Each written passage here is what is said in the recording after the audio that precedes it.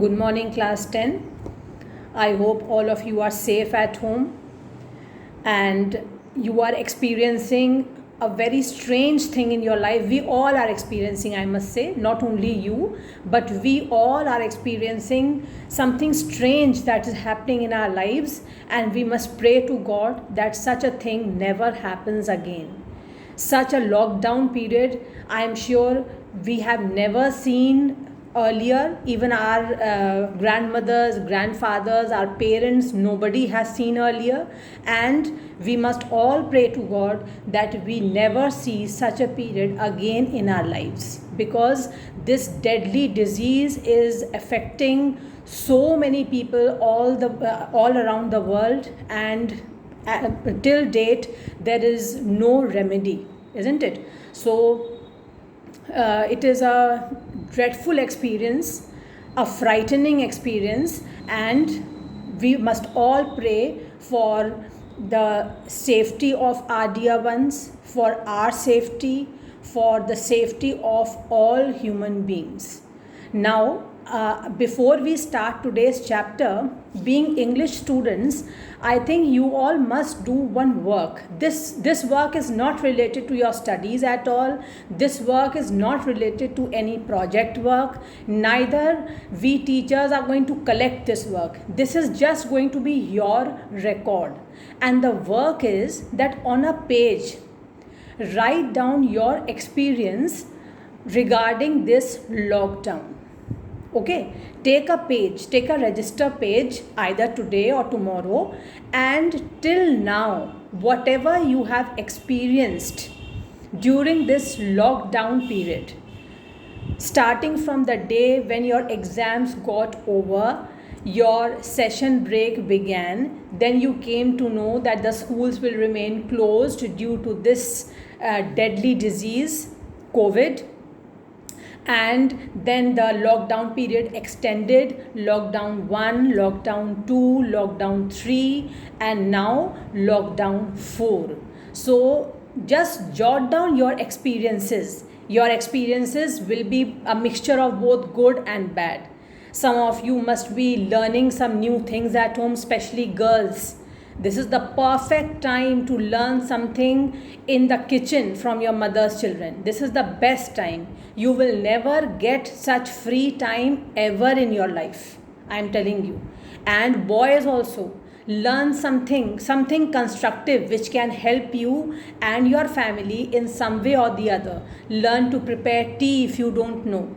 Learn to prepare something easy which can help your mother if she is ill, which can make your mother feel proud and happy about you, isn't it? So why only keep the kitchen work confined to the girls? Even boys can do it.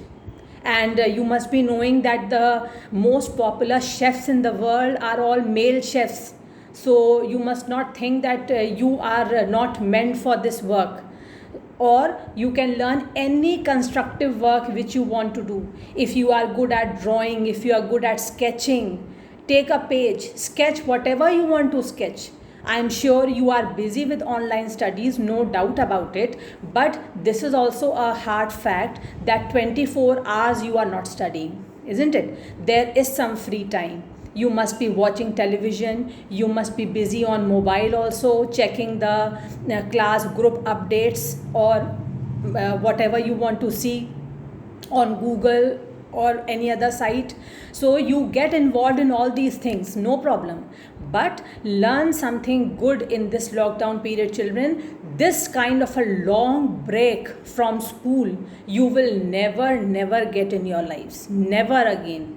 And we must pray to God that we never get such a long break, because the reason for this long break is not a good one, isn't it? So our safety is the first priority at this time. Stay at home, stay safe, learn something good, but please, I will advise you to write down your experience during this lockdown on a page and keep it with you. Because after many years, when you will grow older, you will when you will read this page again, you will recall all those things which you are experiencing just now. because after some years you might forget some of the things. At this time, whatever good or bad things you are experiencing, jot down your experience on a page and keep it with you. It will remain as a lifetime memory for all of you. Okay, now let us come back to our lesson. I had given you the task of reading the first part of the chapter. The name of the chapter is Two Stories About Flying. Two Stories About Flying. This is the name of the chapter which we will start today, and I had asked all of you to read the first part of the chapter. The name of the first part is His First Flight. Before I start this chapter, just try to recall those experiences when you did something, you did some work for the first time in your life. Whether it was standing up straight when you were very small, about maybe 1.5 years old, I am very sure you will not remember that experience. But suppose you went to the stage for the first time, taking part in any elocution competition, taking part in a debate competition, or taking part in some dramatics competition in your school, reciting a poem in a class test, speaking out for 1 minute on any topic given by your teacher. Recall any such experience, and when you will think about it, you will recall that when you do something for the first time in your life, what is the first thing which comes to your mind? Because there are very, very few people in this world who are 100% sure in the first instance only that whatever they are planning to do, they will do it with utmost success. Generally, the first thought that comes to our mind is, will I be able to do it? Will I get success? Suppose I get stuck in that work, then who will help me? What will I do? Should I do that work? Should I undertake the work altogether or not? Or should I refuse? Should I tell my teacher? Should I tell my friend that I can't do it? Please don't give it to me. Some children, some people also, I should not confine this to children only. Some people are courageous. They have willpower. They have determination. And they think that whatever difficulty they will face, they will take that difficulty as a challenge. They take up that difficulty as a challenge in their life, and they try and undertake that task with full willpower, determination, and they are successful also. Those who are afraid, there are 3 categories of people. The first category, as I told you, which is a rare category, is that as soon as the person gets the task, he starts the task. He is not afraid. He is confident within himself that he will be able to do it. But such people are rare. The second category is normally found everywhere. Generally, we find such people everywhere. You are also in that category. We are also in that category. Normally, you will find people lying in the second category. That is, when a task is given to them, when a new task is given to them, they are a little nervous. Maybe they will not show their nervousness. They will not show their feelings because they want to hide their nervousness. They don't want to portray in front of the world. But they are nervous within. They lack a little bit of confidence, and there are several questions which they can ask themselves. Should I undertake the work? If I start the work and if I face some problem, then what? Who is going to help me? Will my parents help? Are my parents going to be there? Because suppose you are taking part in any competition which is going to be held in your school or in inter-school competition, then your parents are not going to help you there. Even your teachers are not going to be helping you there. You will have to face the situation yourself, handle the situation yourself, and accomplish the task using your determination and your willpower. So you will have several doubts in your mind. Should I take up that task or not? Will I be successful or not? If I am not successful, then what will happen? Will the people make fun of me?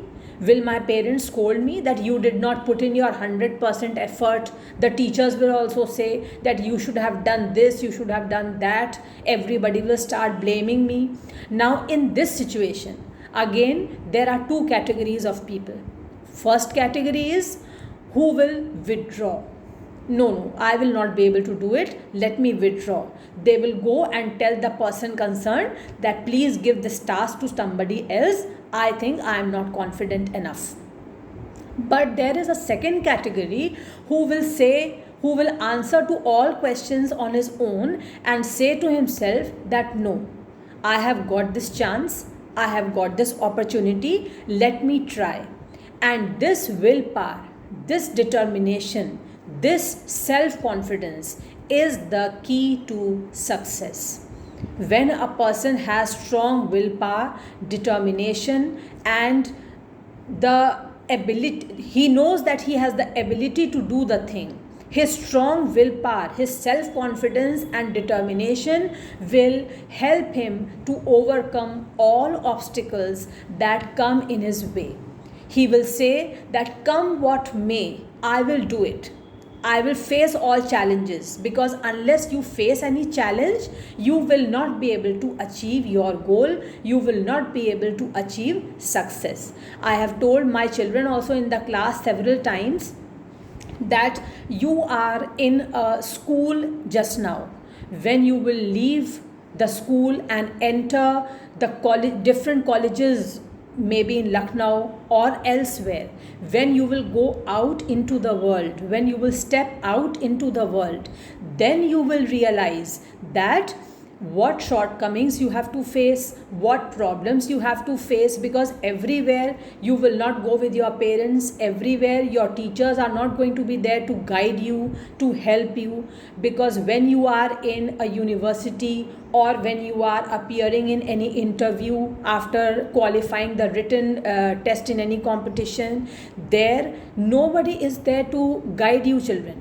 Your guide will be your parents, will be your teachers, but there where you are facing the situation, there in front of all outsiders, in front of all unknown people who are going to judge you, who are going to take your interview, there you will have to use your judgment, you will have to use your discretion. And those who are brave, those who are courageous, those who are determined that what I have planned to do, I will do it. Those who have strong willpower and self-confidence. Self-confidence is very important. You should be confident in what you are doing. Everybody fears, everybody has some drawbacks, everybody has some kind of lacking of confidence at some point of time in life. But you should be able to control that. You should be able to overcome that fear which is there within you. And those people who are self-confident, they will tell themselves at that crucial time of testing that no, I will be able to do it. And they are the people who qualify all exams. They are the people who overcome all difficulties. They face all challenges. They overcome all challenges and finally reach their goal. So in this chapter, the first flight, if you have read the chapter, you must have seen that this chapter is about a seagull who is trying to fly for the first time. And how afraid is the seagull? The parents are encouraging the seagull. The seagull is seeing his brothers and sister also flying. He also wants to fly like everybody, like his brothers and sister, like his parents. But there is fear within. That fear is stopping the seagull to take a step ahead and start flying. But after all that fear, after facing all that fear, after overcoming all that fear, finally the chapter ends with a positive note that the seagull flies and flies confidently, or overcoming all obstacles, overcoming all fear, and starts flying with confidence like his parents did, like his brothers and sister did. So let us start the chapter. The chapter is a very nice one with a very good moral. As I've just told you, the moral is that unless and until one has self-confidence, willpower and determination, no success can be achieved. So in order to achieve anything in life, one must have to overcome all fear within oneself, and one must have strong willpower, strong determination and self-confidence. So now let us start the chapter. I will tell you the word meanings also side by side. I will explain the paragraphs also simultaneously, and later on we will do the question answers. Let us start. His first flight. The young seagull was alone on his ledge. Some meanings are given on the right hand side, children. I am reading again for you. You must have read them once when you read the chapter. A ledge is a narrow horizontal shelf projecting from a wall, or here a cliff. That means that part of you can say it can be a mountain or a rock, some part of a projecting part of a mountain or a cliff where the bird can sit. This ledge you can see at your homes also. That projecting part, every house has a projecting part outside their homes where birds can easily sit. So any narrow horizontal self-projecting part of a wall or of a cliff is called a ledge. The young seagull was alone on his ledge. His two brothers and his sister had already flown away the day before. He had been afraid to fly with them. Somehow, when he had taken a little run forward to the brink of the ledge, what is brink? Brink means edge. He had been afraid to fly with them. Somehow, when he had taken a little run forward to the brink of the ledge and attempted to flap his wings, he became afraid. That means in the starting we are reading that the seagull was sitting alone on the ledge, on the projecting shelf of the cliff, which you will see later on. There are pictures also in this lesson and you can easily see where the seagull is sitting. And his two brothers, the two brothers of the seagull and one sister, they had already flown away the day before, but the seagull was afraid to fly with them. So although he tried a little bit to take a little run forward to the edge of the ledge, to the brink of the ledge, and attempted to flap his wings in order to try to fly, but he was afraid. He became frightened, so he did not fly. The great expanse of sea. What is expanse? A wide area, a vast area is called expanse. The great expanse of sea stretched down beneath. The seagull was sitting at a great height on a cliff, on the edge of the cliff, and as he saw down, what did he see? He saw a vast area. Wherever he saw, he could see only a vast area filled with water. What was that? It was the sea. The great expanse of sea stretched down beneath, and it was such a long way down, miles down. That means the cliff was at a great height, and the distance, the height between the cliff and the sea was great, and he could see that the sea was miles down the cliff.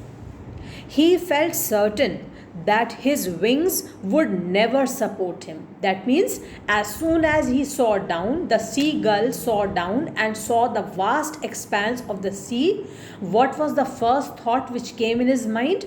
He thought that he will never be able to fly. His wings will never support him. So he bent his head and ran away back to the little hole under the ledge where he slept at night. So what is the feeling at this time? The seagull is disappointed. He is disappointed and feels that his wings are never going to support him. He will never be able to fly like his brothers and sister have done a day before, like his parents can do. And disappointed, he went back and rested in that hole where he spent the last night. Even when each of his brothers and his little sister, whose wings were far shorter than his own, ran to the brink is the edge, I am repeating, flapped their wings and flew away, he failed to muster up courage to take that plunge which appeared to him so desperate. Pay attention, I am reading this again and then I'll explain.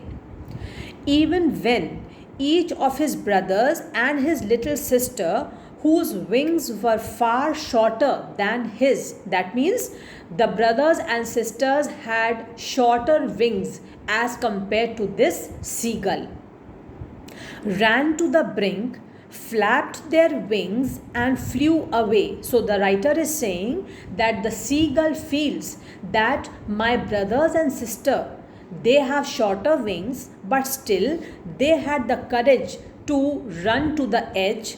They flapped their wings also and they flew away. He failed, the seagull failed to muster up courage, to gather courage and to take that plunge. To take that plunge means to dive, to jump from the cliff where the seagull was sitting, jump and dive into the sea, the vast expanse of the sea. Flapped their wings and flew away. He failed to muster up courage to take that plunge which appeared to him so desperate. He was so desperate. Desperate here means that he was in a hopeless condition. He had lost all hope. All hope of what? He had no hope of being able to fly.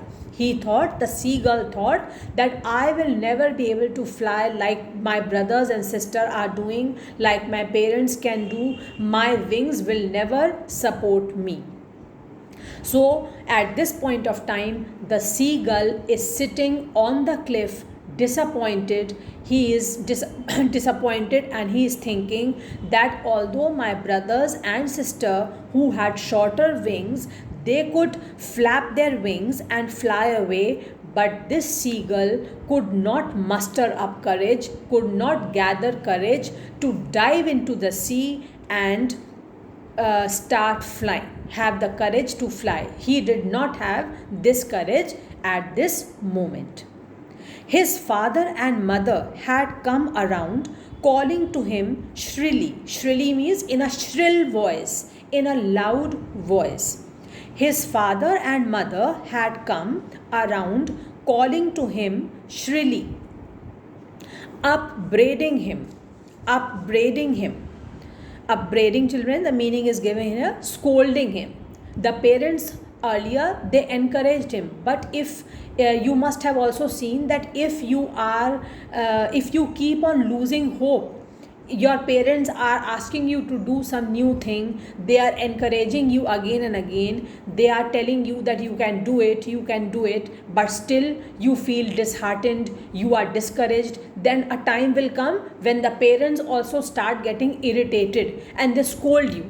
They tell you that why you are not able to gather up courage, why you are so timid, become bold, come on, be courageous, and you get a scolding there. Similarly, earlier the parents of the seagull gave lot of encouragement so that the seagull should start flying. But when they saw that the seagull is behaving like a timid bird, timid means darpok, the seagull is not at all bold and is not able to muster up courage to start flying, then they start scolding the seagull. I am repeating this part again. His father and mother had come around calling to him shrilly, upbraiding him, that is, scolding him, threatening to let him starve on his ledge unless he flew away. Now, how did they threaten? What scolding did they give him? The parents said that if you will not fly, if you will not have the courage to fly, then remain sitting here. We will not give you any food and you will have to starve. You will have to sit here hungry. Threatening to let him starve on his ledge unless he flew away. But for the life of him, he could not move. But for the life of him, he could not move. The life of him means he was so scared. He could not risk his life. He was not ready to risk his life. And in order to save his life, he was not ready to fly. He sat there only. He did not move at all. That was 24 hours ago. Since then, nobody had come near him. The day before, all day long, he had watched his parents flying about with his brothers and sister, perfecting them in the art of flight. See what happened now. Pay attention. That was 24 hours ago. Whatever we have read just now, it is the story of the day before, 24 hours ago. Since then, nobody had come near him. Everybody had left the seagull on that cliff. Nobody, neither his parents nor his brothers and sister, nobody came near him.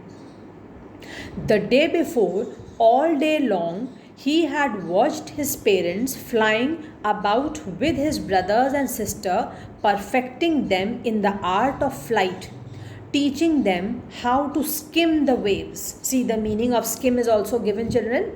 To move lightly just above the surface of the sea. To move lightly just above the surface of the sea. That means in the past day, the parents taught, or you can say the parents tried to make the other brothers and sister of the seagull perfect in flying and being able to skim the waves, touch the waves and fly, touch the waves of the sea, just touch the surface of the sea and then fly high in the sky, and how to dive for the fish. So two things were taught in the past 24 hours to the brothers and sister of the seagull. One was to touch the surface of the sea and rise high in the sky. And then after rising high in the sky, if they see a fish in the sea, then again dive into the sea to catch the fish.